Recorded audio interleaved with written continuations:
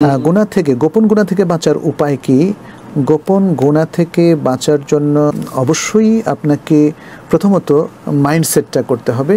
গুনাহ থেকে বাঁচার আসলে পরামর্শ, অনেক সুন্দর সুন্দর পরামর্শ আছে। আমরা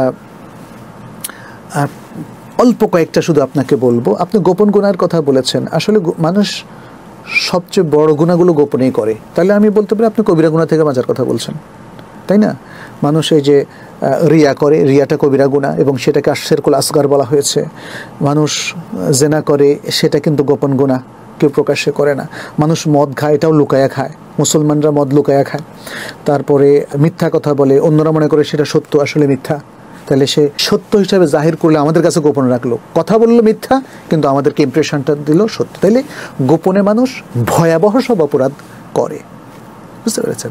তাহলে তা থেকে সর্বপ্রথম মুক্তির জন্য তওবা করতে হবে। তওবার শর্তগুলো আপনারা জানেন, অনুতপ্ত হওয়া এবং সেটা থেকে অ্যাবস্টেইন করা, অর্থাৎ পরিহার করা, বর্জন করা, ভবিষ্যতে কখনো করবে না, এভাবে তওবা করা। এটা আল্লাহর হকের ক্ষেত্রে, আর বান্দার হকের ক্ষেত্রে তার অধিকার ক্ষুণ্ণ করলে সেটা তার অধিকার তাকে ফেরত দেওয়া অথবা তার কাছ থেকে ক্ষমা চেয়ে নেওয়া।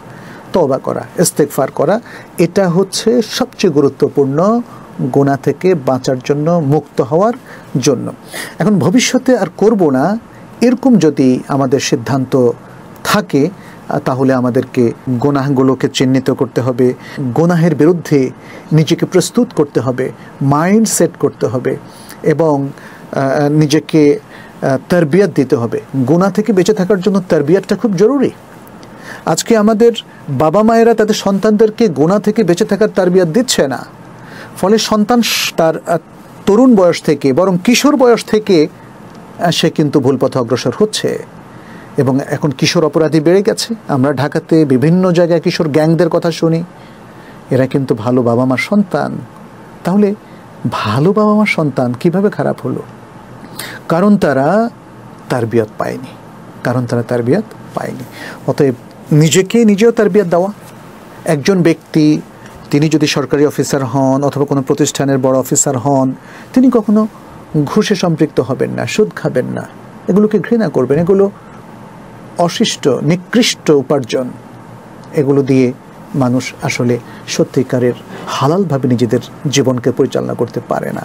ফলে এই যে এগুলো এক একটা তারবিয়াত, একটা মিথ্যা হাজারো মিথ্যার মধ্যে আপনাকে সম্পৃক্ত করবে, একটা দুর্নীতি হাজারো দুর্নীতির মধ্যে আপনাকে সম্পৃক্ত করবে, কারণ এই দুর্নীতিটাকে ঢাকার জন্য আপনি আরও হাজারো অবৈধ পন্থা অবলম্বন করবেন।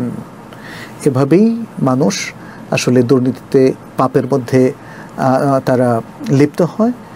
কিন্তু তা থেকে বেরিয়ে আসতে হলে আমাদের তারবিয়াত লাগবে, চেতনা লাগবে, সিদ্ধান্ত লাগবে, ইসলামের উপর পড়াশোনা লাগবে, দ্বীনের প্রতি মাহাব্বা লাগবে, তাকওয়ার চেতনা লাগবে, কোরআন সুন্নাহর সাথে আমার রিলেশন লাগবে।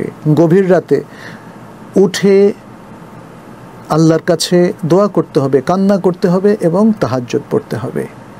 যাদের এই খাসলাত হবে, তারা গোপন প্রকাশ্য দুনিয়ার সকল পাপ থেকে তারা মুক্ত থাকতে পারবে এবং অনিচ্ছা সত্ত্বেও যে পাপগুলো হয়ে যায়, আল্লাহ তাদেরকে তা ক্ষমা করে দিবেন। কারণ তারা যে ভালো ভালো কাজগুলো করছে, এই যে সালাত পড়ছে, এই যে সিয়াম রাখছে রমাদানের, এই যে হজ করছে, উমরা করছে, সাদাকা দিচ্ছে, কোরবানি করছে, এগুলোর কারণে তাদের সমস্ত সাগীরা গুনাহ ক্ষমা হয়ে যাবে। আর আরও কয়েকটা বিষয়, আপনি গোপনে নিজেকে আল্লাহর প্রিয় বান্দা হিসেবে গড়ে তুলবেন। এটাও একটা চমৎকার বিষয়। গোপনে নিজেকে আল্লাহর প্রিয় বান্দা হিসাবে গড়ে তুলবেন। আমাদের সবাই এখন গোপনে যা করে সেটা খালি বলে দেয় যে ভাই আপনাকেই প্রথম বললাম এই ভালো ভালো কাজ করতেছে। আরে ভাই, আপনি আমাকে প্রথম বললেন কেন? না বললেই পারতেন। আপনি আল্লাহকে বলেন, নিজের কৃতিত্ব জাহির করবেন না। যদি নিজের কৃতিত্ব জাহির করতে হয় তাহলে বলবেন নিজেকে একজন ফুলান ব্যক্তি, অর্থাৎ থার্ড পারসন সিঙ্গুলার নাম্বার হিসেবে উল্লেখ করবেন। আমার জানা মতো একজন ব্যক্তি এরকম কাজ করে, যদি মানুষকে জানিয়ে তাকে উদ্বুদ্ধ করতে চান। কিন্তু যখনই মনে রাখবেন নিজের কৃতিত্বের কথা মানুষকে বলবেন, তখনই সেটা রিয়া হয়ে যাওয়ার সম্ভাবনা। তাহলে ওই যে গোপন পাপ চলে আসছে, গোপন পাপ। আপনি এতেকাফে যাবেন, বললেন যে আপনি ইমেইলে সবাইকে জানেন, ভাই দোয়া করেন আমি এতেকাফে যাচ্ছি। আরে আপনি এমনি দোয়া চান না, আপনি এতেকাফ যাচ্ছেন, আসলে এটাই জানাই দিলেন। আপনি বললেন ভাই, আহারে মানুষের দুর্দশা, এই মহামারীতে, এই আমপান ঘূর্ণিঝড়ে মানুষ কি যে, আমি ভাই 3,85,000 টাকার তাদেরকে হেল্প করেছি। আরেকজন বললেন আমি প্রায় 7 লক্ষ টাকা করেছি, আরেকজন বললেন 15 লক্ষ টাকার করেছি। এগুলো সব রিয়া। এত কষ্ট করে আপনারা এই সমস্ত দান খয়রাত সাদাকা করলেন, সেটা মানুষের সামনে এভাবে প্রকাশ করছেন কেন? রিয়া ছাড়া আর কিছু না। মনে রাখবেন, রিয়া হচ্ছে গোপন পাপ, গোপন শিরক, যেটা আমাদের সমস্ত আমলকে ডিস্ট্রয় করে দেয়। আল্লাহ আমাদেরকে রক্ষা করুন।